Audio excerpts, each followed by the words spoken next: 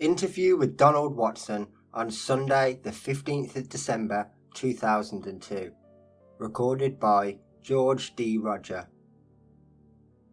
Just as a brief note, from now onwards, GDR will be George D. Rodger and DW stands for Donald Watson, just so I don't have to keep saying the names over and over again. GDR. To start off with, could you just say a few words to check the sound level? DW. Before you ask me any questions, I'd like to make two brief statements, which I think are relevant. The first is that, at the age of 92, speaking as a person who still has vivid recollections of the First World War, and even before that, you must feel perhaps that I'm past my best as a speaker, but the fact that I'm still here at all, nearly 20 years older than the average age of death of males in this country, suggests that there is something in long-term veganism, particularly as I'm still able to do all the things I want to do, or most of them, able to climb mountains on fine days, and that I've gone through a long life virtually without pain or illness or of any kind of medicine, orthodox or fringe, and even without dietary supplements, apart from those that nowadays find their way into proprietary vegan products like soya milk and so on, as a result of which, having outlived all my critics, I'm a keener vegan now even than I was when I started, and I do feel we're onto something really big. I don't want to turn this preliminary comment into a soliloquy, because I know you have questions to ask, but my overall feeling is one of great gratitude to veganism as I've interpreted it. I'll say no more about that. Now, the other comment that I think deserves to be recorded, I think this is something of enormous importance to all people who feel that man should have a closer and kinder affiliation with the rest of creation, and this story concerns a wild bird, and the incident happened just outside this conservatory where we now sit.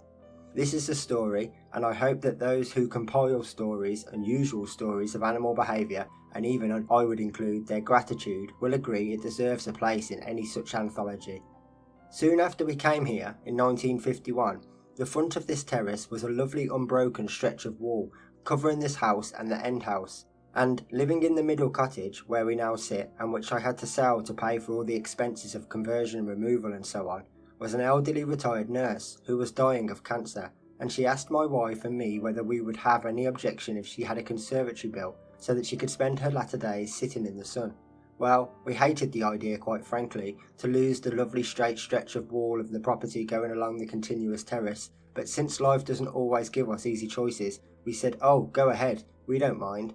So she had the conservatory built, and I doubt very much if she ever sat in it. She died first. However, this was where the interesting bit starts. The day after the conservatory was glazed, I was weeding the garden and I found a dead blackbird, a male blackbird, whose flight path along the front of the terrace had been balked by this new structure, with invisible glass.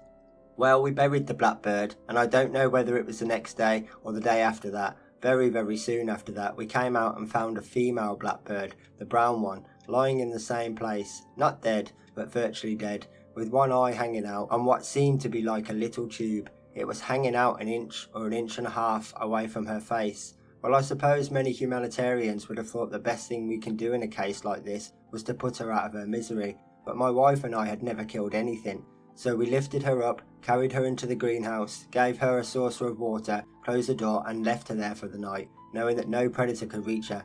We fully expected the next morning to find her dead, of course. To our surprise, there she was, sitting up. The eye had gone back into place. We opened the door and she flew out. That's not the end of the story. The really important part was still to come. A couple or so days later, my wife was hanging clothes out on the line, which went across the bottom side of our lawn. This blackbird flew parallel with the clothesline, and in front of my wife, as it went by, it dipped in flight. Well, Dorothy came in and told me this story. She said it must have remembered what we did, and this was a thank you. And even that's not the end, because this was repeated time after time. My wife didn't hang clothes out every day, but when she did, this blackbird that was living somewhere in the garden came along, did her little loop of gratitude as it went by, knowing as we did that birds and all creatures have feelings. It was news that even a bird, a wild bird, could show a sense of gratitude, and I've thought about it since. Perhaps this is why the stories of St. Francis and other people long ago had such an intimate relationship with creatures they lived among. I think if I've done justice to the story that needs recording, even if more briefly than I have described it, well, we're at the scene of that event. It was that window there. GDR. This is George Rodger recording an interview with Donald Watson on the afternoon of Sunday the 15th of December 2002. What you've just heard was what Donald said when I asked him to say a few words for a sound check, but it was so fascinating I just let it run on. We'll now start the interview proper. GDR. Where and when were you born? DW. I was born on the 2nd of September 1910 at Mexborough in South Yorkshire. GDR. Tell me about your family. DW. My father was the headmaster of a big school at nearby Dennerby, Maine. He started life as a poor farm boy 3 miles away, and by hard work and study managed to become a headmaster. I believe at the age of about 30, and although in every respect he was a good parent, he was orthodox in all his ways, so I was part of a meat-eating family, a church-going family, and part of the moral instruction we receive as children, my brother, my sister and I, was that we must never steal, we must never trespass, but we may swear if we felt like it, but only when we heard him swear, which we never did. That, very briefly in a few words, compromises my family background. I could write a book on the whole subject, but as I often feel, who on earth would remotely be interested in it now? When people are living from day to day with pressing economic problems, feeling their various body parts from day to day for suspected lumps which shouldn't be there, questioning everything that's been traditionally accepted, chiefly through religion, as being true and honest and of good report, well, I don't know whether further questions will concern that, but they're hardly relevant to veganism, which I suppose the bulk of your questions will relate to. GDR. Would you like to say any more about your childhood? DW. This is a story. I can only give it in precis, otherwise I would take the whole of the afternoon to report, but very briefly. I suppose I was one of millions of children with a very similar orthodox background, and one of my earliest recollections in life was being taken for holidays to the little farm where my father had been born. It was run by my grandmother and her son, George, who was the elder son of the family and therefore inherited the farm. And my first impression of those holidays was one of heaven. As a little boy living in a town, I was surrounded by interesting animals. There was the big shire horse who pulled the plough. There was a horse of lighter build that pulled the trap, which in those days was the equivalent of a modern motor car, which took my granny into local markets to sell her butter and eggs. There were the cows, there were the pigs, there were no sheep on the farm. They lived in a field hundreds of yards away. There were hens, there was a cockerel, there were 2 cats, the farm dog Rover, and all these creatures gave me an insight into the kind of life I'd never seen before, and I realised that they all gave something. The farm horse pulled the plough, the lighter built horse pulled the trap, and the wagonette, which was a bigger wagon, carrying at least half a dozen ladies to market with their butter and eggs every Saturday. The cows gave milk, the hens gave eggs, the cockerel was a useful alarm clock. I didn't realise at the time that he had another function too. The sheep I knew gave wool, and my impression was one of heaven, especially since my granny used to allow me to help make the butter. I turned the churn, and when she patted the butter into little rolls ready for the market and placed the butter on a sheet of muslin, she allowed me to wield the little gadget across, which had some leaf patterns on the wheel, which was transferred to the butter, and after this had finished, the buttermilk was put into a separate receptacle and added with all the kitchen waste and some meal from a bag, and was fed to the pigs. The whole structure, by the way, I had learned had been built by one of my ancestors several generations before, who had 6 daughters, and they made the bricks in moulds from local clay, mixed the straw, and they baked them on huge wood fires to build the house. My great-great-great-grandfather had designed it. No planning permission needed, of course, in those days, and I could draw a plan of that farm now, and as an example of functional planning, I can't fault it. The toilet was an antiquated affair. It was a structure in wood. It was an earth closet, of course, with a raised section, with 2 holes in the top, and then a lower section, with 3 holes for the children. And the contents deposited there periodically were shovelled out from the back by my Uncle George, who wheeled them all to a part of the garden, not the part where the food was being grown, but a part where the food would be grown in years to come. Ecologically, this was the system that had prevailed for centuries in tens of thousands of little farms, where I believe about 3/4 of the population of this country, and probably others, made their living. I could never understand what the pigs did. All the other animals gave something, but I couldn't for the life of me see what the pigs gave, and there were usually 2, such friendly creatures, always glad to see me, and always grateful for almost anything that was thrown to them in the sty. Or the day came when I came downstairs for breakfast, and Granny wasn't alone in the kitchen. There were 2 women there I'd never seen before, and they were very busy boiling an enormous amount of water, one pan after another on the fire. What was this all about? Soon after, I saw two men cross the path in front of the kitchen window, carrying what seemed to be like a trestle, with handles on each end, and they took it through to the little yard where the pigsty was. It wasn't long before the business of killing one of the pigs had begun. No attempt was made to keep me away from the scene. I just went there, full of interest to see what all of this was about, and I still have vivid recollections of the whole process from start to finish, including the screams, of course, which were only feet from where this pig's companion still lived. And then, when the pig had finally expired, the women came out, one after another, with buckets of this scalding water, and the body of the pig was scraped and the hairs were taken away. The thing that shocked me, along with the chief impact of the whole setup, was that my Uncle George, of whom I thought very highly, was part of the crew, and I suppose at that point I decided that farms and uncles had to be reassessed. They weren't all as they seemed to be, on the face of it, to a little hitherto uninformed boy, and it had followed this idyllic scene was nothing more than death row. A death row where every creature's days were numbered by a point at which it was no longer of service to human beings. There is much more I could say about my life on the farm. I remember at harvest time, when a field was due to be mown, a man used to go round with a scythe, opening it up and making a space near the hedge, where the horse that would pull the reaper could go without trampling on the corn.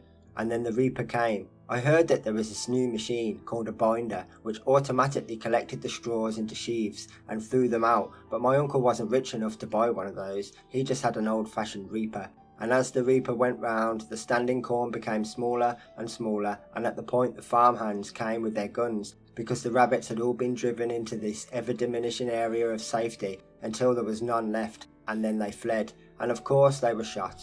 Another aspect of idyllic family life that didn't seem all that had been cracked up to be, and afterwards, of course, the sheaves of corn were all stacked and the farmers hoped for 2 or 3 days of fine weather so that the rain wouldn't come and make the wheat wet so that it sprouted. They had to get into the straw stack as quickly as possible. Well, the straw stack was built on a structure of old tree branches and logs to keep it off the ground, and when it was finally built, it was thatched.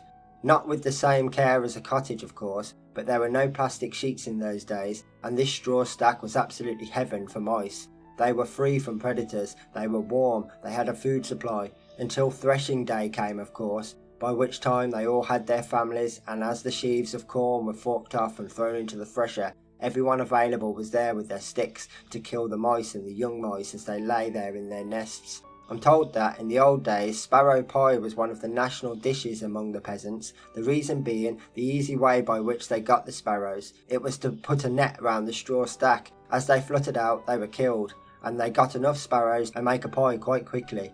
And so the story goes on, as our past on which our present civilization is built. And quite early in life, I came to the conclusion that if I was to report on man's progress, I had to settle for the comment beloved of school teachers, could do better. And from that, the vegan society was formed. Well, that's a bit of the story. And then going back home, I lived at home for 21 years. In the whole of that time, I never heard a word from my parents, or from my grandparents, or from my 22 uncles and aunts, or my 16 cousins, or my teacher, or my vicar, on anything remotely associated with any duties we may have to what the religious people call God's creation. GDR. So that was your childhood.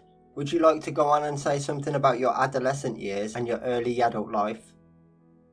DW. Oh yes, that's another story entirely. When I was 14, my father asked me what I wanted to do, and I didn't say anything.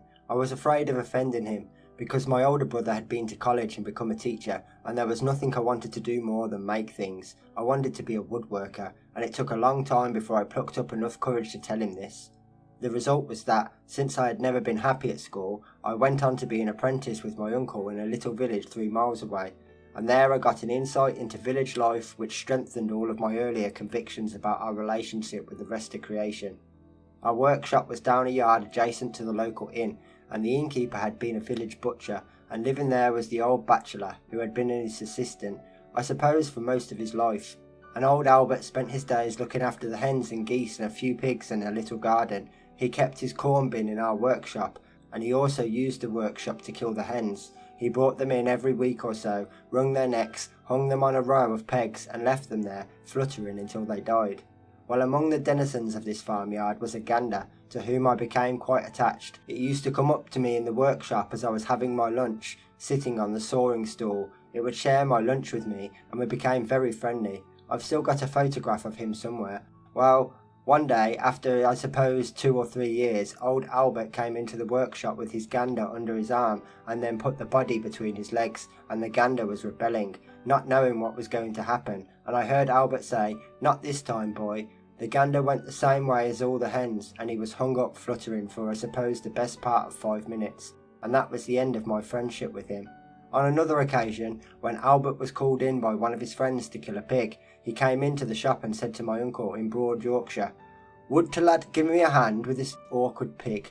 This awkward pig was rebelling, not surprisedly, at being killed. My uncle, who knew I was a vegetarian, he said, "No, my lad doesn't believe in murder," so I was let off that. This town where I lived, like all other towns at that time, had a succession of butchers' shops along the main road, about 4 in half a mile. I can remember Wagstaff's, Law, Biggins, Beaumont's, Hillaby's and the fishmongers, who also sold rabbits, and all these butchers did their own killing.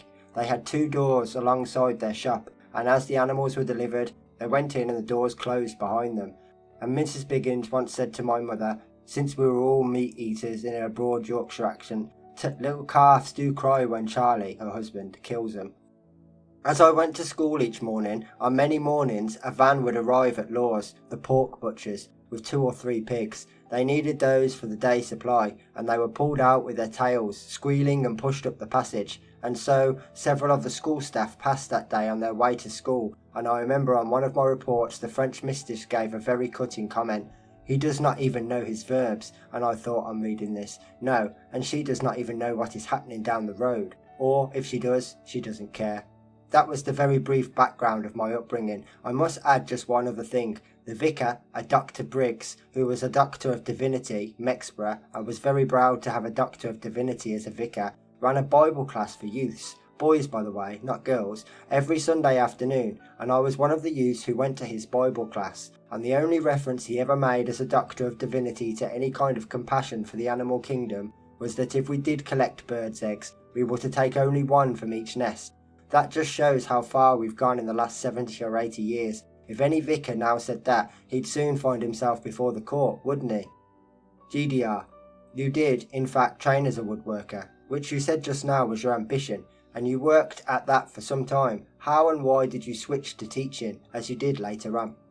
DW. Oh, that's an easy one. When I was 21 and due to become a craftsman, I presumed for the rest of my life, we found ourselves in the middle of an economic slump, which went on for several years in the early 1930s, and millions of people had no work, and I discovered that craftsmen could become woodwork teachers without going to college by qualifying through city and guilds, providing they become of an acceptable standard. So I enrolled, I took correspondence courses, I passed my first examination which qualified me to teach for 3 years, during which time I was expected to take the final, which would give me the same status as a college-trained teacher.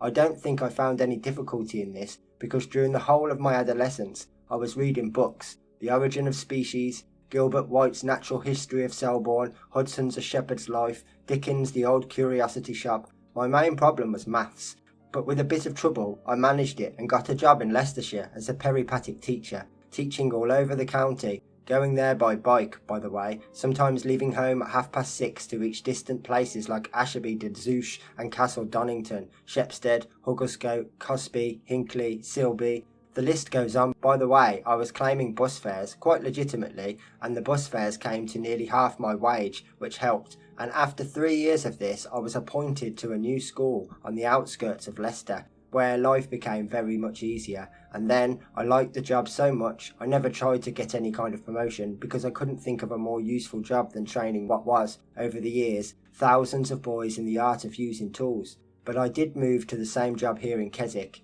and when I became 60 I felt so fit and able that I couldn't think of retiring, so I kept on for another 3 years, after which I took a job for 7 years as a guided walks leader, when I led parties of visitors to Keswick out on the fells. There was no charge in those days. They charge £5 a time now, I believe, and sometimes the parties numbered as many as 70, and over the summer and autumn we covered about 500 miles at least, and I suppose I took out nearly 1,000 people. I must be in photograph albums in many parts of the world. GDR, you are 92 years and 104 days old as of today. To what do you attribute your long life? DW, oh, am I? I did another calculation this morning with the help of my calculator, and I found out that I'd lived nearly 34,000 days, and I had a strange thought. Since I must die in the next few years, I thought 33,600 times I've gone to sleep at night, and in a way I've died, always assuming I'm going to wake up again, and the day must come when I won't. And I thought, what a crowning glory that must be for anyone who's lived without illness or pain and kept out of police hands, by the way, to just go to sleep one day or one night and not wake up, as we all do every day of our lives. GDR, so you've lived all those thousands of days. To what do you attribute your long life? Is it because of being vegan, or is it because of choosing the right parents, or is it because of good luck?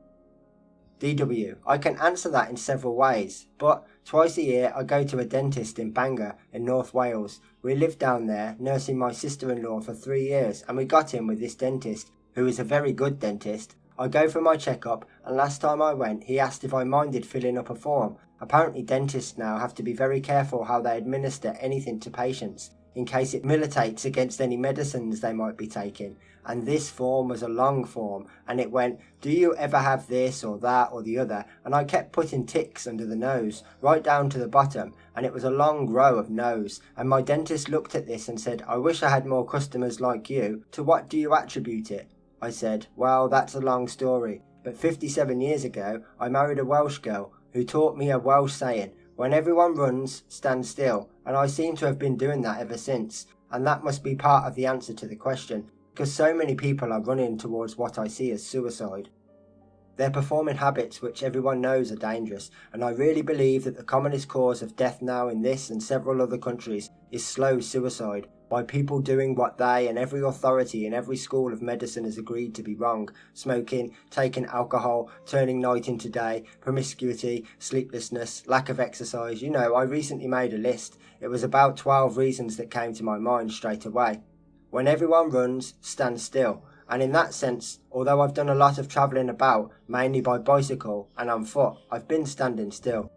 Veganism, of course, probably leads all the rest, because I've always accepted that man's greatest mistake throughout all recorded history is through trying to turn himself into a carnivore, which is absolutely contrary to natural law. As long ago as 1863, T.H. Huxley wrote his book Man's Place in Nature, in which he listed all the reasons where man differs from the carnivores and is similar in his autonomy and in his habits to those of anthropoid apes. The structure of our body and all the juices that create this miraculous process of digestion are those of a frugivore. 200 years before Huxley wrote his book, which must have been one of the most significant books on medicine ever written, John Ray said very much the same thing. So we've had plenty of sound, incontrovertible evidence to work on, and although in 1944 the few of us who were working to form this new movement felt we were the first out of the frozen pond, as it were, and wondered whether the ice would hold, and everything that's happened in the 60 years since has proved that all our hopes and precepts and aspirations have been fulfilled.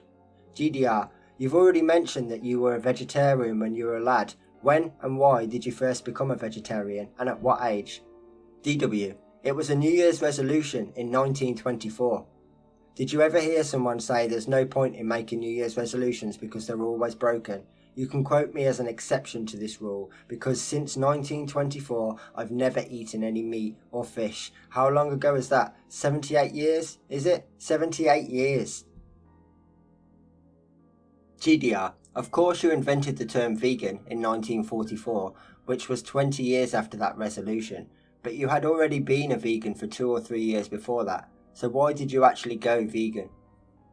DW, a year or two before the society was formed, I was corresponding with a very small number of people, scattered far and wide. Leslie Cross, who founded the Plant Milk Society, was a great friend of mine. He died comparatively early, in his early 70s. And in a letter he sent me shortly before he died, he mentioned that as a child he'd fallen heavily from a gate and the authorities thought he might not recover. And I think if he had an early death for a vegan, it may have been the consequence of that. He was certainly one of the outstanding people who have served the movement, and in retirement he went up and down the country giving his lecture, Milk of Human Kindness. All voluntarily, of course, paying his own expenses and coordinating Frey Ellis and others. medical people who were interested in the idea of creating a plant milk that was acceptable. Some of the earlier efforts were pretty crude, but it was not until 1965 that my great friend Arthur Ling, who has devoted most of his adult life to creating and propagating the vegan idea, especially with regard to dairy produce, felt able to market an acceptable alternative to cow's milk. And of course, he's gone on from there, and apart from running the Plamil firm, he's taking a great interest in the feeding of vegan infants, because, of course, if any diet fails to produce healthy children, well, we must find a reason for it and proceed from there, not taking no for an answer. But now, thanks to Arthur's work and those of many others, we've reached a point where the only safe way to rear children is on a vegan diet, which obviously must conform to a few well-proved requirements. And that's why Plamil and certain other vegan proprietary methods are now fortified with vitamin B12, which, although it's a vitamin we need an infinitesimally small amount of, we must have, and some people have lost the capacity to produce it in their own gut. So now we feel that since B12 is a vegan product, produced quite cheaply fortunately, unlike some of our modern wonder drugs, so-called, we take it as part and parcel of our normal food intake. I would bracket, of all the many people who have subscribed to the vegan course, I hesitate to single out anyone, but I would say Leslie Cross and Arthur Ling must be put in the records as being the two outstanding faithful contributors to our cause. I hesitate to include my own name as a society's obstetrician. I leave it to others to say whether I made a good job there, but I think I must have done, because in the 2 years before we decided to officially form a democratic society, I literally ran the show. I was the secretary, the treasurer, the auditor and the banker. Not that we'd ever very much to bank. In fact, the flow of money very often went the other way, and I remember on one occasion, after I'd produced my first duplicated copy of the Vegan News, which had 4 pages, out of the blue, someone sent me £2, which was 8 times the contributions of 5 shillings I was charging as the annual fee to be informed about the progress that was being made. And with that £2, I rushed out and brought enough foolscap copy and paper to enable me to enlarge the Vegan News to 12 pages, and reading them recently, I think that these must now be what we might call the Dead Sea Scrolls of the vegan movement, because they describe how the whole idea was started at a most difficult time, and, from the response I had, thousands of letters, sometimes as many as 30 or 40 a day, I sometimes feel that we had reached a watershed, and if I hadn't formed the society, someone else may have done it, very soon, although it may have had a different name. I did appeal to my readers to suggest what the name might be, and I had a list of very bizarre suggestions, which some people may already have heard of. I won't list them now, but in an inspired moment I settled for the word vegan, which was immediately accepted and over the years become part of our language, and is now in almost every world dictionary, I suppose. GDR. That's very interesting stuff about the early days of the society. Can you tell me why you, yourself, first decided to give up on all animal products, in other words, became vegan, before the word was invented? DW. Well, I think if an open-minded, honest person pursues a course of long enough and listens to all the criticisms, and in one's own mind can satisfactorily meet all the criticisms against that idea, sooner or later, one's resistance against what one sees as evil tradition has to be discarded. About the time the Vegan Society was formed, Archbishop Lang, the Archbishop of Canterbury, said or wrote or reminded his flock of what I think was a great truth, that throughout history, good and devout people have pursued evil practices in the firm belief that they were doing nothing wrong. And I thought, well, that applies to what I'm doing. I seem to be taking on the world virtually single-handed and with no recognised qualifications, other than the conviction that with all the conceit I can muster, I am right and they're all wrong. It's a dangerous state of mind, but one which sooner or later one can't dispel, and one has to go that way. I remember one of the sayings that convinced me at the time was when I was in the throes of what I saw as a struggle. I read somewhere that the Norwegian poet and dramaticist Ibsen said, "The strongest man in the world is the man who can stand alone," and I thought that the way people are worn down by the traditions and the cultures in which they've been born, this must be a great truth. Ibsen died in 1906, 4 years before I was born, and I thought, what better service can I give to this man who wrote such a great truth than include it in my answer to any appropriate question that I might now be asked. So I say, well said, Ibsen. GDR, in addition to being vegan, I believe you're a lifelong teetotaler, a lifelong non-smoker. DW, I have tasted wine, and I once tasted champagne at a wedding, and I thought it was poor stuff. compared with the grape or apple juice, but I've never tasted beer. I suppose there are very few men in this part of the world who can say that they've never tasted beer, and I must have saved quite a lot of money and quite a lot of tax. GDR. You were also, I believe, a conscientious objector during the Second World War, and a few other things of principle, and I just wanted to ask you, one at a time, how all these relate to your veganism. We'll start with teetotalism, since you've already started on it. How does the following relate to your veganism, being a lifelong teetotaler? DW. I don't think that links particularly with the ethics of veganism, especially since one can now buy wines that are vegan, not treated with the fish product to make them clear. I think it was more that I'd seen so many people destroyed by alcohol that I felt this was a slippery slope that, as a sensible chap, I'd better not put my foot on it. GDR. In the same way, can you comment on being a non-smoker in relation to veganism? DW. Well, I always thought that smoking was so utterly daft, a person with a little fire hanging out of their mouth. It was neither food nor drink, and although in those days there wasn't strong enough medical evidence, I thought to draw chemically loaded gases into the lungs couldn't possibly be doing them any good.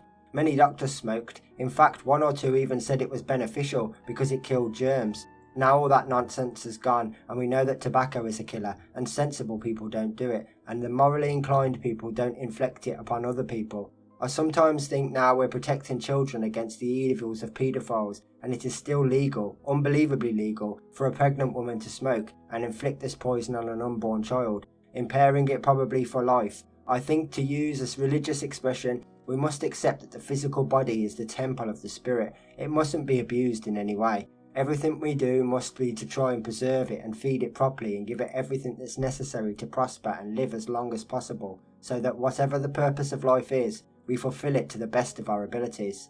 You did ask me a question earlier about conscientious objection. I'd like to mention, very briefly, it isn't really the subject of this interview, that vegetarians and vegans were placed in a dreadful position at the beginning of the last war. We were faced with an evil regime that was executing people who didn't fully agree with the Nazi philosophy. They were exterminating the Jews by the million. And we had to decide whether to fight in the only way that seemed practical, to fight this evil, and overcome it in the hope that something better would result. And although it had never from previous wars, and my own feeling was that if I enrol and I'm allotted to any branch of the services, I immediately become liable to military law. Suppose they direct me to work in a slaughterhouse or anywhere else where I'm expected to conform to orders from above. What do? I refuse. I'm put on a charge of insubordination and I'm faced with punishment. Goodness knows what. I knew what happened to awkward types like that in the First World War. I think 307 of them were shot, and I thought, surely since Churchill had said there was to be no witch hunt of conscientious objectors, I thought, well, there must be a place somewhere during the crisis where I can work for the life of the nation and not kill people I'd never met and leave the descendants bereaved. And, as it turned out, bomb cities like Dresden, where 50,000 people died in one raid and the bodies had to be piled in the streets and burnt. My great friend Douglas Eld, who was a keen member of the Leicester Vegetarian Society, of which I was the secretary, was so moved by the evil stories of what the Nazis were doing that he renounced his pacifism and joined up, and he joined a bombing crew, and he was one of the thousands who never came back. And so was a keen member of my night school in Leicester, Clifford Ginetta. He never came back, and my school friend Harold Platt, he joined up and he never came back, and my cousin John Smith died in the last week of the war. He wasn't a conscientious objector or a vegetarian, he was just one of the millions who paid the price of war.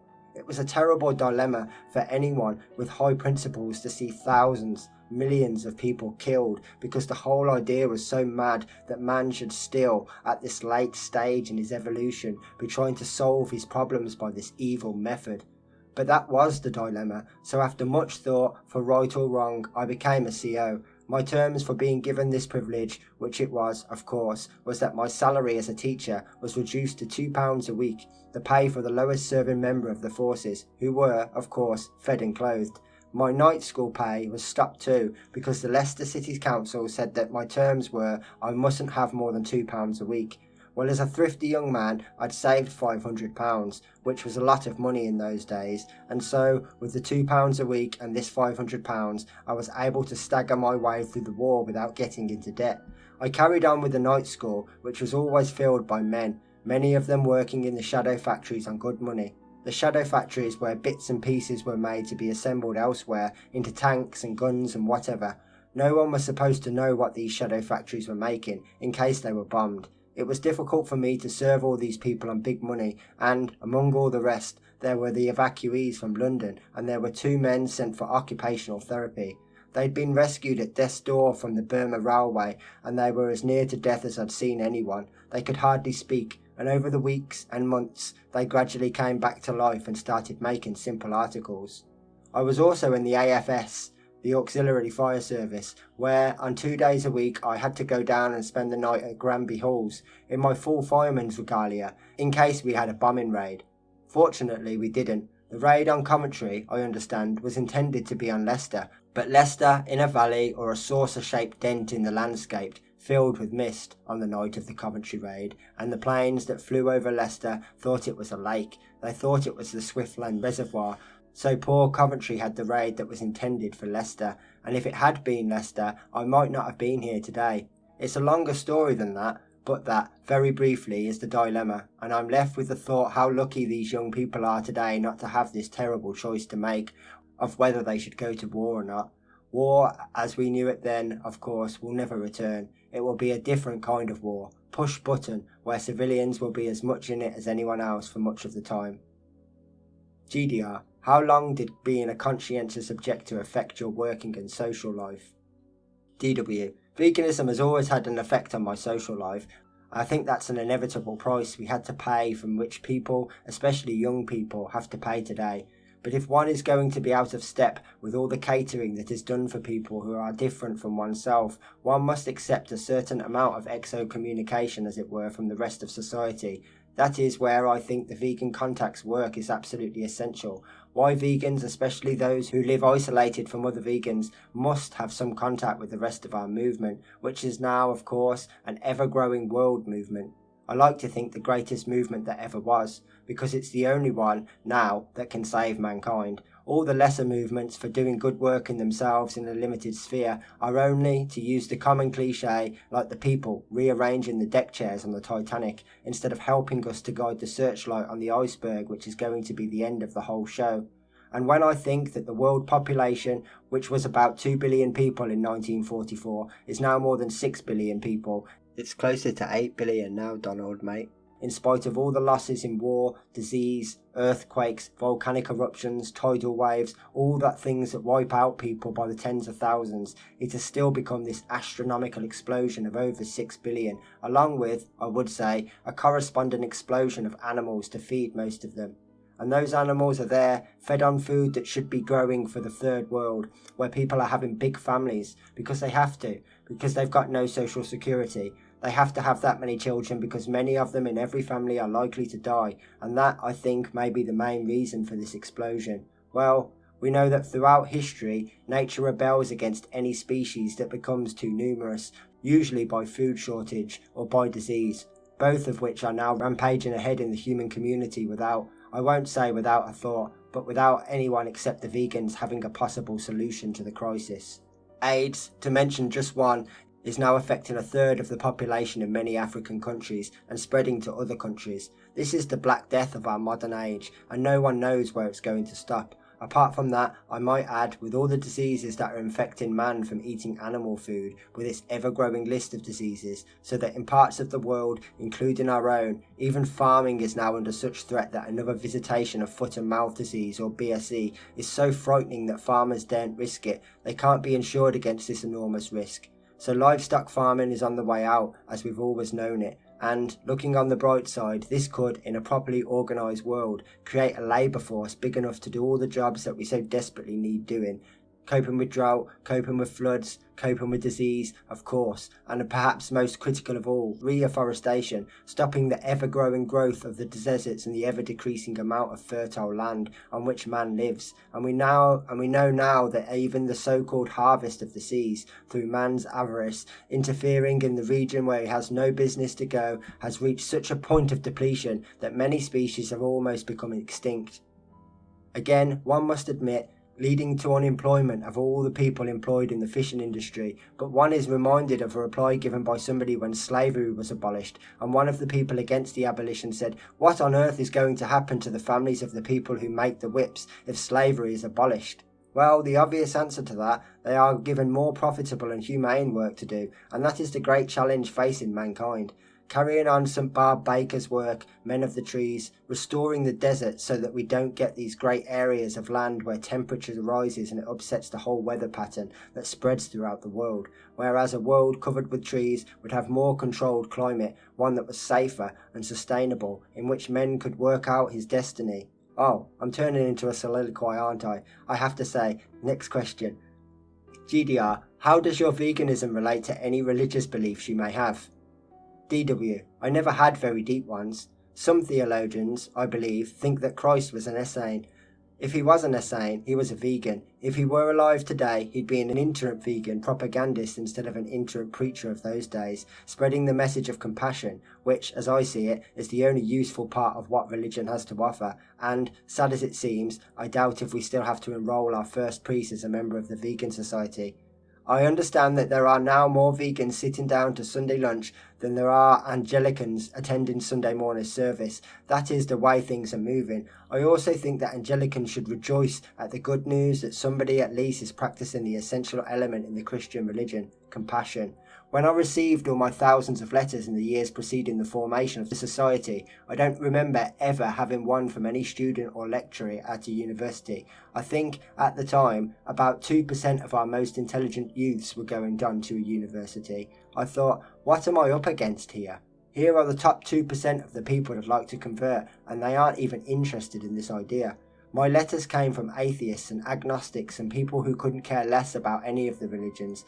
I think the only vicar who ever wrote a book on the subject was Holmes Gore, who wrote his excellent book, These We Have Not Loved. Good for him. But if any priest of denomination wants to distinguish himself, or, nowadays I must add, herself, the opportunity is open for them to join the vegan movement and really express the core element of what they are professing to stand for. I think we can say to the religious movement, yes, the meek will inherit the earth, if anyone is going to, because the violent people will exterminate themselves, and not before long, as things are going. GDR. I think in fairness, I should remind you of religious organisations like the Order of the Cross, the Followers of the Way. These are religions which are very much in line with the vegan philosophy. DW. When I was in Leicester, running the Leicester Vegetarian Society, I had several members of the Order of the Cross among my members, including our chairman. I went to one or two of their meetings. Todd Ferrier, their leader, was making a lifetime job of trying to introduce other Christians into the idea of spreading the gospel, but they were all vegetarians, not one was a vegan.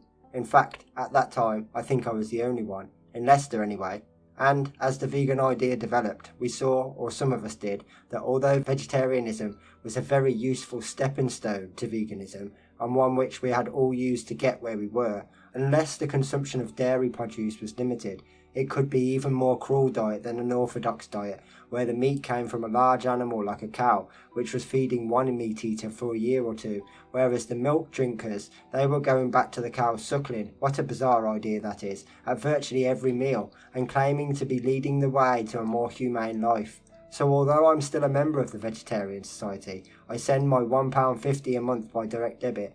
I do so to keep in touch with the movement, because I came from it, and I am tremendously interested to be kept informed about the way it's moving, and I was delighted to learn recently at the IVU conference in Edinburgh that the diet was a vegan diet and that delegates had no choice. That is the influence of the vegan idea. This little seed which I planted 60 years ago has been worked on by now thousands of people ever since, is making its presence felt in a world that is dying for salvation, to use again the religious expression. Holman Hunt's famous picture, The Light of the World, shows the Christians sitting beside the globe, implying that Christianity was the only way there. Well, if it's in the form of Christianity that the Essenes knew, well, say, yes, Holman Hunt sent a famous message, veganism. GDR. I think you may consider you've already answered this question, but to what extent do you think your veganism relates to you still being alive and healthy at the age of 92? DW. Well, again, I repeat what I said earlier, an hour ago, when everyone runs, stand still. That one day will be out of date, because when everyone is running towards veganism, I wouldn't say stand still. GDR, what do you find most difficult about being vegan? DW, well, I suppose it is the social aspect, excommunicating myself from that part of life where people meet to eat, and the only way this problem can be eased is by having veganism more and more acceptable in guest houses, hotels, wherever one goes, until one hopes one day it will become the norm. GDR, and the other side of the coin, what do you find easiest about being vegan? DW, easiest? I suppose it must be the great advantage of having a clear conscience and believing that scientists must now accept conscience as part of the scientific equation. A stricken conscience is not a health measure for anyone. We have to believe our finer feelings of this guilt and proceed from there as stronger men and women. Whenever I look across a graveyard and see all the stones, I think what enormous agony all the people who are buried there, most unnecessary agony, must have gone through during their lives, and all the herds of cattle and flocks of sheep and shoals of fish went into the lives of everyone to keep their little show on the road, believing, as Lang said, they were doing nothing wrong. The tragedy of the whole existence of mankind is that long ago man went from his home in Africa into the climes where he had to eat animal food to keep himself alive, and then he invented weapons to kill animals to safeguard his food supply, and then he invented fire to make the unnatural food edible, and then he invented the means of domesticating animals to further safeguard his unnatural food supply, and so the great mistake went on until now. Of course, we have refrigeration and other methods of food preservation to make animal food available with our systems of transport anywhere in the world. Not that vegan food can't be taken anywhere in the world. It can, now daily. Wherever man lives, he can have a vegan diet. When I went to be an apprentice woodworker, one of the first things I learnt was the enormous difference between the hardness and the toughness of wood from slow-growing trees like oak and the other hardwoods compared with that of the fast-growing trees like spruce. And I did think, and I have thought many times afterwards, slow-growing wood can be compared to slow-growing animals. If we make an animal, especially in its young days, grow faster than the rate nature had planned, the cells are bigger and the flesh is less durable, and that is precisely what happens if we feed babies on milk with a higher protein content than mother's milk. We get big, bouncing babies, or 6-foot teenagers as we see now, walking our streets, bodies that are bigger than nature ever intended, which throughout the ages seems to have been about 5 feet and 5 feet 6. And will these bodies that have been subjected to this accelerated unnatural growth stand the test of time, like oak does, compared with pine? I'm not a scientist. All my theories about veganism have been developed from using my conscience and my common sense and my observation of events that have been happening all around me. So often my conclusion is contested with that of tradition. I remember one of the thousands of boys I taught early in my career in Leicester. Frequently, if I told him anything, he would look up at me and say, "How do you make that out, sir?" I often wonder where that boy finished up in life. He must have gone far. He wasn't accepting that what teacher said. He wanted it saying another way round, or a simpler way, or stronger proof, before he was willing to accept. "How'd you make that out, sir?" I'll never forget that boy. GDR, I know you have a fairly large garden and several compost bins. How important has gardening been in your life? DW, well, shall I tell you how it started? I was always keen on growing things. I thought it was magic to put something in the ground and not do anything else except look at that bit of ground day after day until, as if by magic, something had grown. And I remember the house where I was born, one of a row in South Yorkshire, had a little back garden about the area of this conservatory where we are now sitting. It was surrounded by bricks, put on end, forming a zigzag pattern, as the people did in those days. Every year my mother used to buy a packet of Virginia stock seed, and she let me scatter these seeds around the border, and after a week or two, little brown sprouts seemed to appear, and then suddenly the first flower appeared. Well, Virginian stocks, as you know, are little flowers that come in many colours. White, blue, red, and perhaps other colours too. I shall never forget going in the house and announcing the great news that the first Virginian stock was in flower, and that's how my gardening started. I never became a flower gardener. I was more attracted to the more practical side of gardening, which was growing food, especially compost-grown food, and among my many friends in Leicester was a young man, a member of my vegetarian society. His name was Tom Rawls, and he had several theories, and one of them was, if you want anything, don't ask how you're going to get the money to buy it, visualise it, and if you can visualise it strongly enough, it will come about. I thought, well, as a practical man, this seems a bit far-fetched, but I did visualise having a kitchen garden outside my back door so that I didn't have to cross Leicester to an allotment which my friend let me use. And when the crops matured, I had to wheel them back 4 miles from Thurmaston right across Leicester to the other side of the city. And I was so keen on getting this food, apart from not having to buy it, because remember I was on £2 a week, that I did it for certainly 2 or 3 years, and I then, lo and behold, when I was lucky enough to get a job in Keswick, which I think must be one of the loveliest places in the world, I also got a big house. Not that we wanted a big house,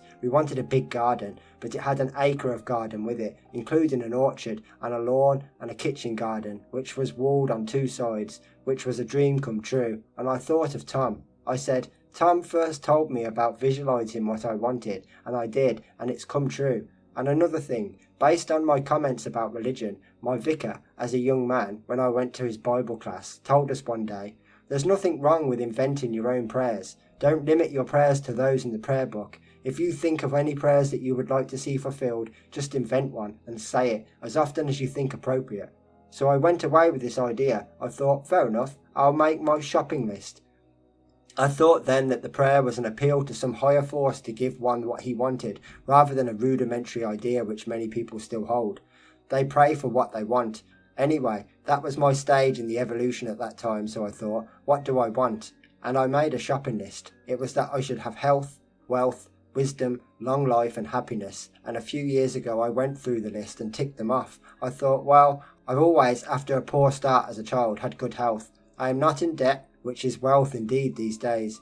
Wisdom, well, that's for other people to judge, but I think at least I had the wisdom to avoid doing all the suicidal things that so many people find attractive. At nearly 93 years old, I've had a long life. But what about happiness? That's more difficult in such an evil, crime-ridden world. The stuff seems to be everywhere. I cannot accept the concept that there is a happy land far, far away, nor can I accept that evil can only be overcome by more evil. We need to fight evil in a way never before tried. Veganism and all it implies. I've never been clever enough to be an atheist. An agnostic, yes. Over big spheres in life where the problems seem debatable and insuperable, but I could never believe that creation could have happened without some sort of creative force, and that after the Big Bang or whatever, it was that started the whole system off. There must be some driving force, some evolver, to enable everything as we know it today to have developed from simple forms. That doesn't mean anything personal in the way we think of old men with beards or prophets, or people who have only sons without the usual process of reproduction. It means some force which we are quite incapable of fathoming, and behind all this is the frightening thought which I daren't think about too deeply. I understand some people have been driven mad by trying to conceive what it means, and it is that eternity in time and space, by definition, must go on forever, and these astronomers who talk about the edge of the universe are myopic. The universe can have no end. By definition, there must be something beyond any boundary, and so with time there is no end to the eternity in which we may have to pay for all the errors we make, to correct all the errors we make, though departing from natural law about which we can do nothing. If pious people step over the edge of a cliff, down they go. Their piety does not save them because they are ignoring a law of nature, gravity. If there are no similar immutable laws, spiritual laws, these too must be obeyed. No excuse is made of ignorance of spiritual laws any more than there is of physical laws. We suffer if we disobey them. Piety does not excuse us. In veganism, we can see that something happens that is beyond our wildest dreams, and if I am asked what do I think about the progress of the vegan society after 60 years of struggle by thousands of workers in it, here and throughout the world, I would say a brief comment that progress has been better than I expected. Next question. GDR. Well, that question was on gardening, but the answer was over a wide area. What are your views on organic gardening and agriculture? And by organic, of course, I mean veganic. DW. You've seen my row of compost heaps, each with wire netting round the sides to let the air in, covered with a roof. These compost heaps have never had any animal manure on them. Not that I have any objection to animal manure, it's all been part of the natural scene since the beginning of time, only to animal manure coming from exploited animals.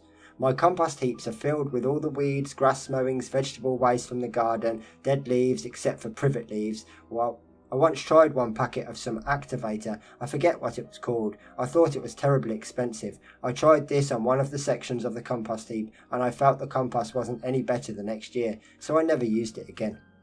There is also a huge leaf hopper which I built of brick early in my retirement. It's about 10 feet high and 6 feet square, and the bricks are set with spaces between for the air to go through, and when we have more compost than the usual compost heaps will hold, or the compost needs more than a year to decompose, we simply throw it in that bin, which has a little trapdoor at the bottom, where several years later the compost can be shovelled out and taken back to the garden.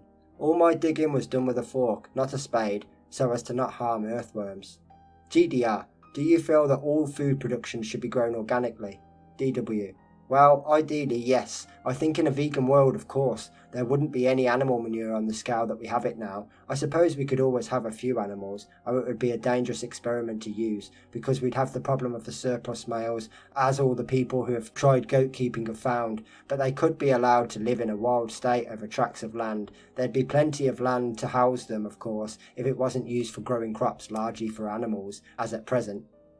Every vegan knows, of course, that the units of nutrition that can be got from any area of fertile land are many times greater if that land is devoted to plant crops than to animals, and even in this stage where the seas are overfished, I'm told that fish farms are not the answer to the question, because for every ton of fish that comes from them, between 1 or 3 tons of fish, smaller fish according to the kind of fish they're farming, has to be used to feed the salmon or whatever else. So this attack on the sea must still be used in order to feed this terribly unnatural means of creating an unnatural food.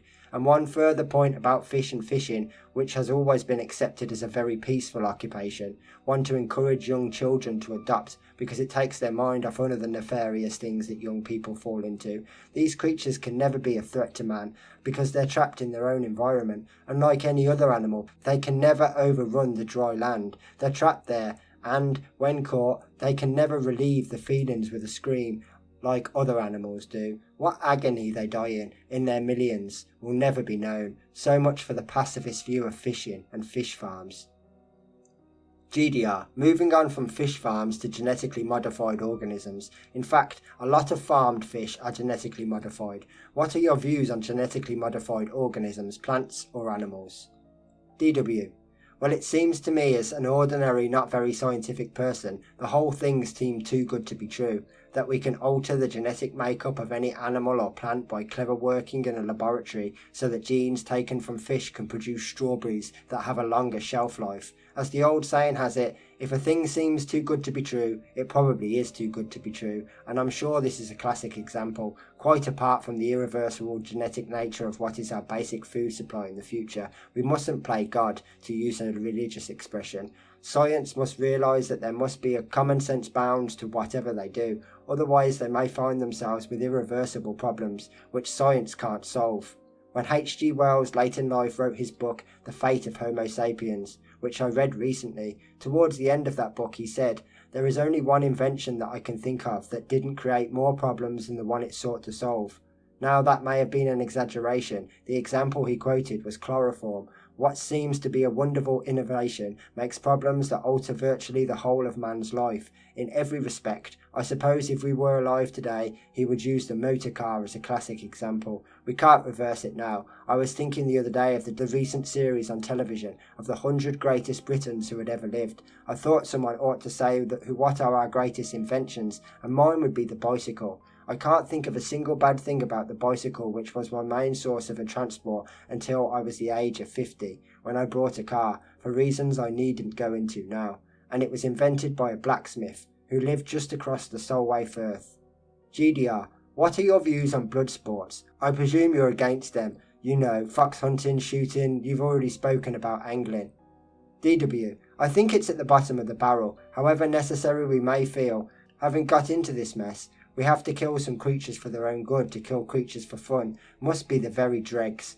And to think that much of a sport is led by so-called aristocracy, I think prompts the idea, who are the aristocracy? Well, I think we choose ourselves whether we're going to be the aristocracy. The aristocracy are the people who live by high moral principles, who try to keep themselves healthy, who don't gossip about other people by saying things that they wouldn't say to their face, which constitutes most of what we call gossip. The aristocracy are the people, certainly, who don't kill for fun, of all things, and the people who refuse to join the long queue to their own extermination and to the gutter. Someone once said, the way to heaven is the first turning to the right and keep straight on. While whatever sort of place heaven might be, I consider veganism as near to the aspiration that we as fallible humans can get. Someone also said, heaven is a temper, not a place, and I hope most vegans would believe in that. But whilst I'm referring to wise things that other people say, may I quote 4 lines of poetry that have always impressed me, by the very prolific poet Anon. Someone ought to write a book of a collection of all the wise things that Anon said, and this one, my word, it's true. These are the 4 lines. We are all blind until we see that, in the human plan, nothing is worth the making that does not make the man. Why build these cities glorious, if man unbuilded goes? We build a world in vain, unless the builder also grows. What wisdom there is there. All this time, all our cities are under threat, needlessly, because man has taken a wrong turning, early in his history, and throughout all recorded history. Even without all his early battles, I read recently about the Battle of Agincourt. At the end of the day, the corpses of horses and men were lying 6 feet deep. Why should one creature have suffered as the horse has done, in the service of such a fallen creature as we are? And remember, we're all descended from tens of thousands of generations of these violent people. The miracle is that any of us, at this late stage, could find in our makeup the withdrawal to have this latent wisdom, to see the folly, and to act upon it, and to spread the gospel so that other people may be infected as the same way as the people are infected with evil in all its forms. One thing the first vegans decided on early upon our experiment, shall I call it, is that we should try to avoid what annoys us in propagandists in other fields, and we decided that the first person singular, I, should not be repeated too often, because it can make a barrier, like a fence, cutting us off from those we would convert.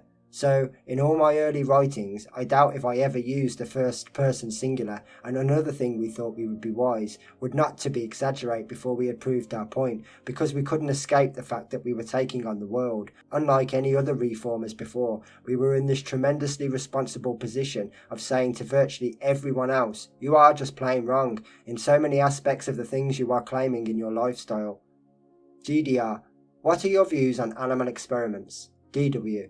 I said that cruel sports were the bottom of the barrel. I think I've got to move them up one and put vivisection at the bottom. It is probably the cruelest of all man's attack on the rest of creation, particularly since it hopes to give benefits. Even if it does, we must ask the question, after millions of lives have been sacrificed, if all this effort had gone into other fields of investigation, like simple reformed living, would not the results far outweigh the benefits of vivisection, whatever they may be? I think one question vegetarians and vegans should always ask when we think that cruelty these days is largely delegated to the people who perform it is the simple question, if these butchers and vivisectors weren't there, could we perform the acts that they're doing? And if we couldn't, we have no right to expect them to do it on our behalf, full stop. That simply compounds the issue. It means that we're not just exploiting animals, we're exploiting human beings. So that day after day, year after year, they're doing their job. To think again of Lang's famous words, in the firm belief that they are doing nothing wrong. GDR. Okay, what are your views on direct action?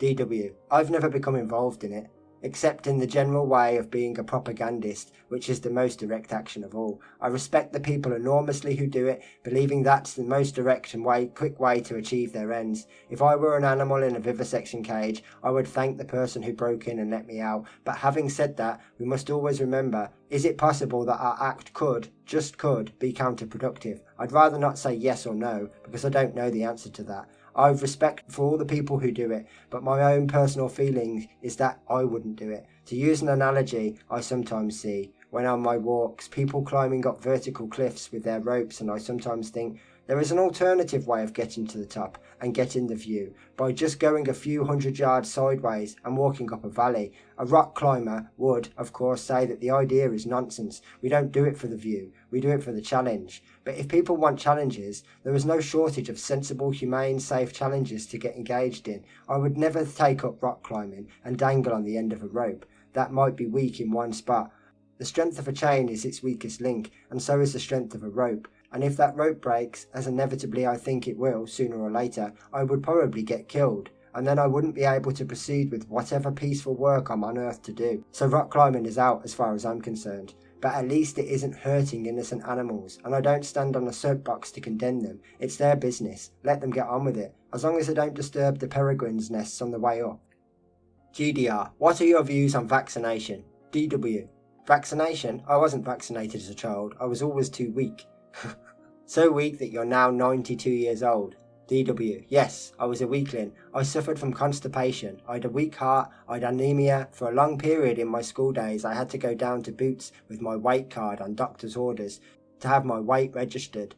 So I wasn't vaccinated. My brother was, and my sister was, and my sister had a terrible arm, I remember. She was 8 years younger than I was, but I wasn't vaccinated, and I didn't get smallpox. There is a story, by the way, about vaccination, which tells us how careful we have to be about statistics. It dates from the days of the Raj in India, where a company of recruits went out to serve in the army, and they were lectured by the medical officer of health, warning them that they should be vaccinated. It wasn't compulsory, but the evidence was very strong that they'd be in dire danger if they weren't. In the last company who'd gone out, a year before, half of those who were not vaccinated had died, but when someone pursued the records, they found that only 2 were not vaccinated, of whom 1 never got smallpox, and the other one was killed by a tiger. So his claim that 50% of the soldiers who weren't vaccinated were completely wiped out was absolutely true, but one needs to know all the facts before falling for statistics, especially from those who have something to sell. I like to think that the vegans are less naive and gullible than most people, and more often than other people, they comment when they read an advert by saying, well, they would say that, wouldn't they? What do I think about vaccination? That was the question. I keep going off the point. Of course, smallpox was a terrible killer, and it wasn't surprising that scientists sought some kind of antidote to protect the people from it. We shall never know, of course, whether smallpox, like all the other zoonotic diseases, came about not through lack of prophylactics, but through wrong living, which so reduced the natural resistance of man that he couldn't meet the attacks of pathogens, which were there all the time in his environment. And I pin my faith now to building up our natural resistance against disease. GDR. Of course, the point is that most, if not all, vaccines are cultured on things like chicken embryos and other animal materials.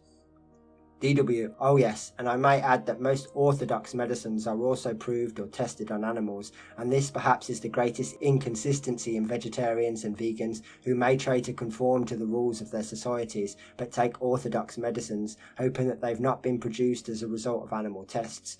And that is one reason I've never taken them. And in my view, that is a more serious inconsistency even than wearing leather or using wool, because these are byproducts of industries that are primarily there to provide meat.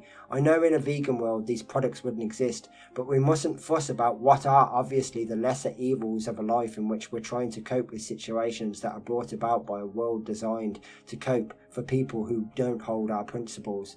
We must try and find another way round the back, and hopefully I think we must do it over the years and perhaps over the decades by bringing back our natural resistance. I sometimes feel we must accept that, in nature, the law of the fittest prevails. The weakest go to the wall and the strong carry the story. The strong breed, and man is the only exception where we give precedence to the weak, instead of letting them go to the wall. But I would add, we must also match nature's system by eliminating the weak by making them strong. That is the ultimate answer, and that can only come about, probably, over generations by correcting these dreadful mistakes that man has made throughout the whole of his history. That is why veganism must first among all of our noble causes we support, and nearly all of us, I suppose, subscribe to many of them. I know in my case, my pension, or my quite substantial part of it, goes to causes which are tackling the problem in a fragmented way, but I see the point of their limited approach to what is inevitably a much wider and more difficult problem.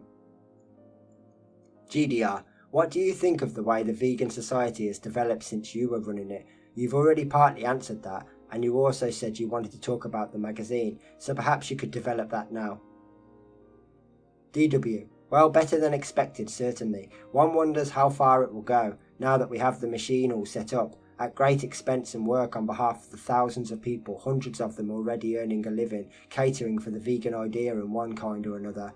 The fact is that it's still here, growing stronger, all the time now spreading to the many parts of the world. This 2003 calendar, with my picture on it, is from the Vegan Society in New South Wales. I think the genie is now out of the bottle. No one can ever put it back. To the ignorant days before 1944, when this seed was planted by people full of hope, full of aspiration, that surely this idea would attract enough followers for it at least to survive. And now, of course, we have our attractive quarterly magazine. I can't help comparing it with my humble vegan news, which I produced at great labour before the society was first inaugurated. Normally, I spend a whole night assembling the various pages and stapling them together. I've limited the number of people who subscribe their 5 shillings a year. I'd limited the number of people who subscribe their 5 shillings a year to 500 because I couldn't cope with a bigger number.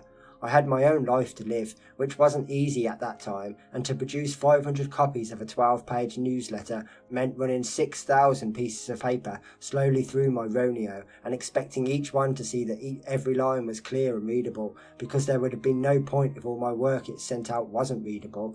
Even one word missing from a sentence can make the reader wonder about the whole sense of that sentence. This brings me to the only criticism I have of our present attractive magazine. I hesitate to make it, but it is made constructively in the hope that we have yet a better magazine.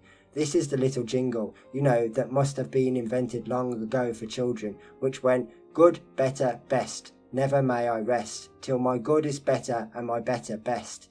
That is not only good advice to children, it's good advice to all of us, and those who produce magazines, propagating ideas in the hope that they'll convert readers. But how can they convert anyone if they leave the reader in doubt of what is written? And so I come to my only criticism. I'm going to quote the misuse of colour, which can add so much to the attractiveness of any periodical. If the printer uses art to make anything that's printed difficult to read, then he must be told that it is not desirable, and I'm going to quote, however pretty his art might make the periodical appear, an article that appeared in the summer 2002 Vegan. It's called Carrots and Cannibals. It was printed in the usual spidery type, which I feel, for the benefit of those who are growing old, could be one step larger, and to make type easier to read, but it's printed on a coloured background, so that in my case I found it so hard going to read that I missed it out, and about a fortnight later I went back with the help of a hand glass and I read the article, which was one of the best articles I have ever read in the Vegan, written by Anne Philbrough. I thought, what a pity if other people like me, older people, had not read this article that was so carefully constructed just because it was simply too difficult to read. Compare that with the clear printing on the front of the Summer Vegan, white letters on a dark background, standing out clearly, and yet in the latest magazines we get the contents in white letters on a virtually white background, most difficult to read for most people whose eyesight is not as good as it was. So I say, there's nothing wrong with colour printing providing it doesn't obliterate the words or make them more difficult to read, especially for older people who may, for all we know, be the very people who leave legacies to the society. The legacies don't come from teenagers or young people who are struggling day by day to live and pay the basic living expenses to keep their business or their educations going. The legacies come from older people, not rich people, but people with no dependents, very often who can leave thousands of pounds as a kind of blood transfusion to keep our message still available for those who are drawn to read it. I suppose there may be people who will be object to that or any other criticism, but I felt early in life as a propagandist in vegetarian societies, especially in and the early days of the vegan society, we were sometimes unfortunate enough to find on our communities people who seemed to object to everything, relishing it, at least because of frustrations elsewhere in their own lives, in their jobs or in their marriages. At least they'd found a platform where other people had to listen. These people are few and far between, but they mustn't be allowed to destroy the peaceful atmosphere of people who travel far and very often at their own expense to deliver what they see as a fair judgment on the problems that we have to face as a movement. I won't say that they must be swatted, but they must be told, or made to see, in the nicest possible way, that this isn't the way to behave in any committee. I've never been at a Vegan Society council meeting. I don't know the people on it. It's no reflection on anyone there, but I've seen it happen in my early experience, and I suppose it happens on all committees. People who relieve their frustrations created by factors elsewhere in life and glorifying the fact that at long last they have a vote and people to listen. May such people always be outvoted by the more sensible members of any committees anywhere where we try and make the difficult process of democracy work. Compared with democracy, dictatorship has obvious advantages. I know from the work I did in the 2 years before the Vegan Society was formed, when I'd no one to consult, I could do everything my own way. I don't think in those years I could have survived if I had to write to a few people concerned and ask for their opinion. I had no telephone, I'd no motor car. I could only hope that they would see my point until the point arrived when I had to hand over the work to a committee and to people paid to do the job. All the early work was done by volunteers. In a way, everyone whom the society has ever paid to do the office work, to answer all the thousands of inquiries that a growing movement bursting with contacts receives, all those people have necessarily been underpaid, so that when their so-called salaries have been used to pay their basic expenses, in a way they've all been volunteers.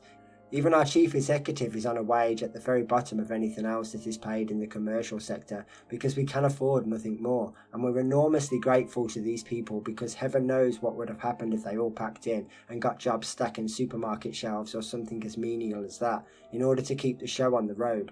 So my own opinion must be to say a big thank you. You won't be there forever, you can't be there by the nature of the job you have, and then that job, in my view, is the most important job in the world. I wrote a letter when our last chief executive was appointed, reminding them that he had the most important job in the world, but unfortunately not the highest paid. So the Vegan Society has always, in that sense, been supported by voluntary labour. May there always be people who apply for vacancies in the office who are willing to make the sacrifice, even for a brief period in their careers. We're all indebted to them.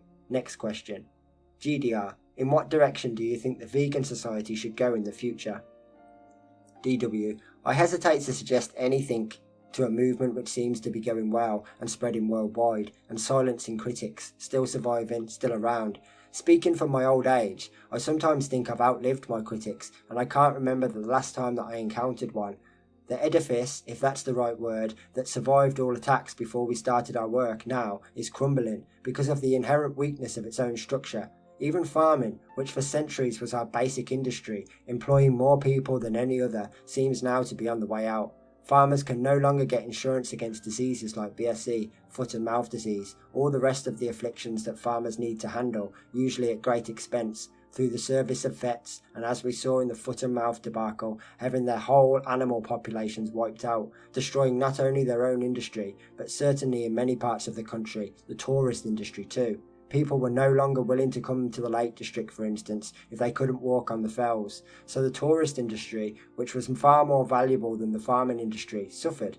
I won't say irretrievably, because even after 1 year it is now slowly getting back to normal, but if we had a return of the foot and mouth disease, any government in power would have to have a different policy altogether from that applied in the last time. Farmers are diversifying, but there is a limit to the extent that this can go. They need to be ingenious, hard-working, living on a lower income than they've ever had to before, and wondering whether their children could carry on their farms, as they have done for centuries before, when the parents were no longer able to run them. GDR, do you have any regrets about your life? DW, well, after a slow start, I married the right woman at the ripe old age of 36, and we remained happily married for 47 years, until her death 9 years ago.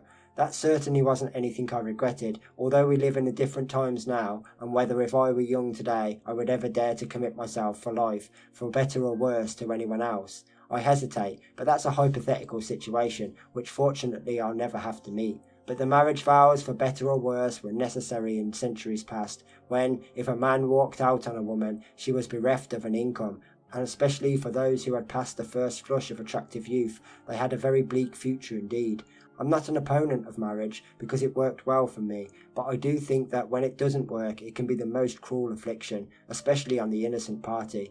That isn't directly associated with veganism. It can happen to anyone on any diet, of course, or lifestyle, but because things are changed, we have to take a more tolerant view of those who feel that, when young, they made a mistake, and they deserve to be given a fresh start, either with a new partner, married, or not. I mustn't say more on that subject, because it doesn't, strictly speaking, relate to veganism any more than it does to any other lifestyle. GDR, it doesn't have to be related to veganism, Donald, but thank you for that answer.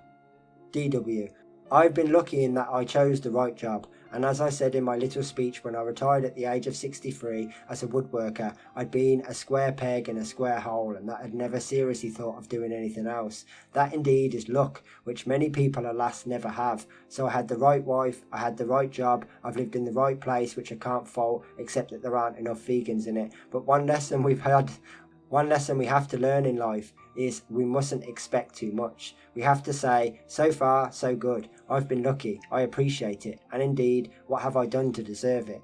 When things repeatedly go right, while for so many other people they go wrong, is that luck, or is it something that happens inevitably if one pursues a course that one feels is right, and having made that commitment, day by day, one feels one way as one goes along? GDR. What do you consider your greatest achievement in life? DW. My greatest achievement? Well, it's in succeeding, I think, although I mustn't be the judge, in my own estimation, in achieving what I set out to do. One can hardly rise higher in one's opinion of one's life in general than to feel I was instrumental in starting a great new movement which could even not only change the course of things for humanity and the rest of creation, but alter man's expectation of surviving for much longer on this planet. GDR. If you had your life to live over again, what changes would you make, if any? DW. There is one little thing that I would change. In my early days, before I was married, I had a succession of digs or lodgings, and sometimes when I went away at the weekend, I would ask for a reduction on the weekly rent I paid, because I obviously hadn't been there, eating the food. I always got it, but I feel now that I niggled about something which a more generous person would have forgotten about. I wouldn't niggle about money anymore, if I had my time again. GDR. Donald, do you have any message for the many thousands of people who are now vegan?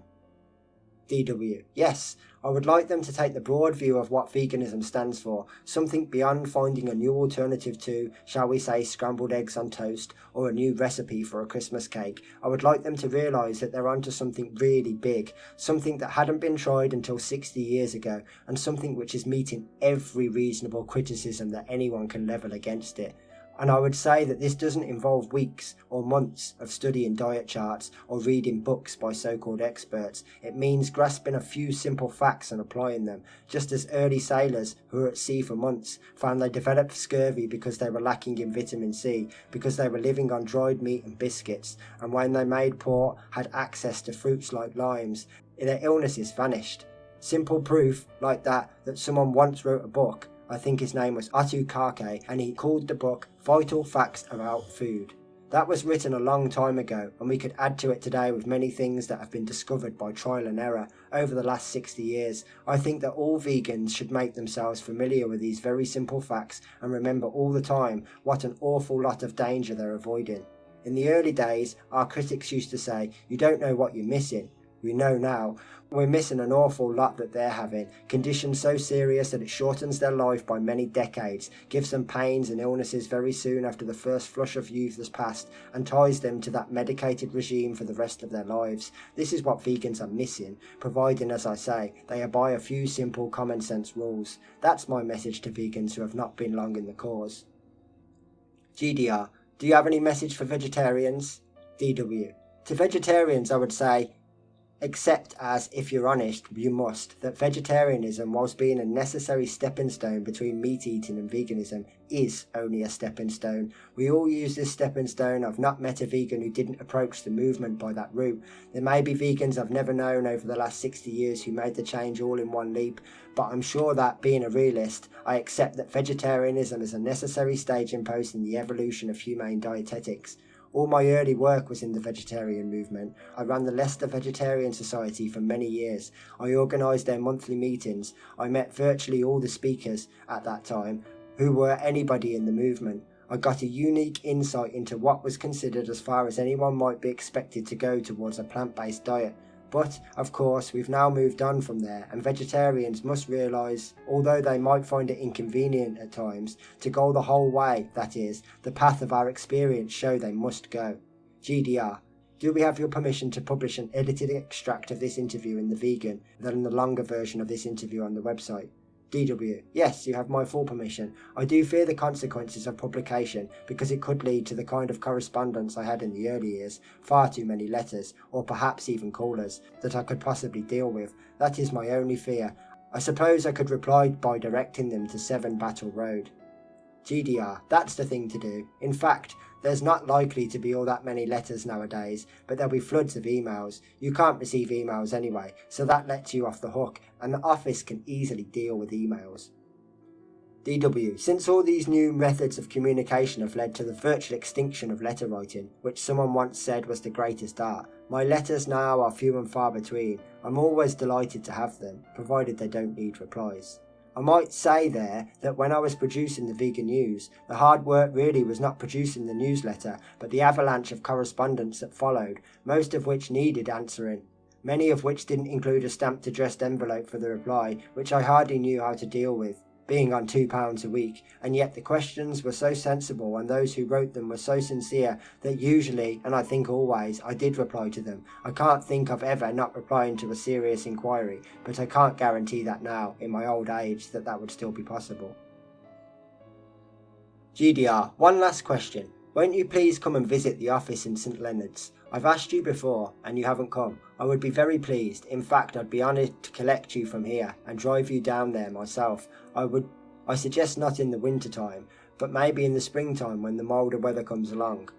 DW, you are rather out on a limb, aren't you, for anyone living up here in the far north? Not as far north as you are, of course, but then you're, 30 years younger than I am? Would you do it in 30 years' time? That's the point. I'm a sociable person. I seem to have been mixed up with the crowds of people all my life, and I do like now to meet them one at a time. I feel that one of my anthemas in life is what is called the lively debate, where so many people are all talk together, across each other, so that no one can tell what anyone says. I think that when one person is speaking, the rest should listen, and that nowadays is expecting a lot of people when they assemble.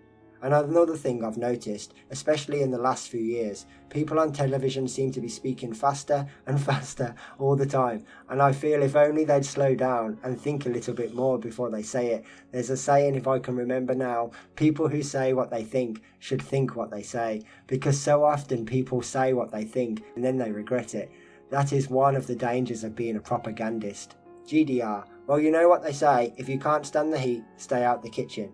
DW, yes, that's very true, and yet the propagandist has to get the message across somehow. In my early days, I accepted that the pen is mightier than the sword, and the pen in my case was a typewriter, which I had to buy second hand along with my Roneo in order to get started, and I had to learn how to use them.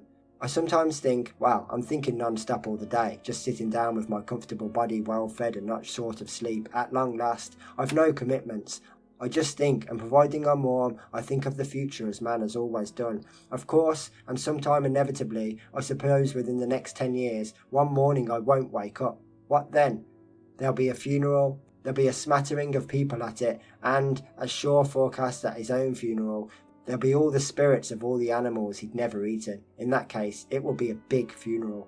And I certainly don't seek fame in any form, except when I'm dead, and then, and only because the idea I spawned will be a progressing generation after generation, learning how to be healthy, how to avoid all the pitfalls that are bringing other people down, and leaving one satisfied in the sense that one has gone as far as one could in the limited mental and emotional equipment we have.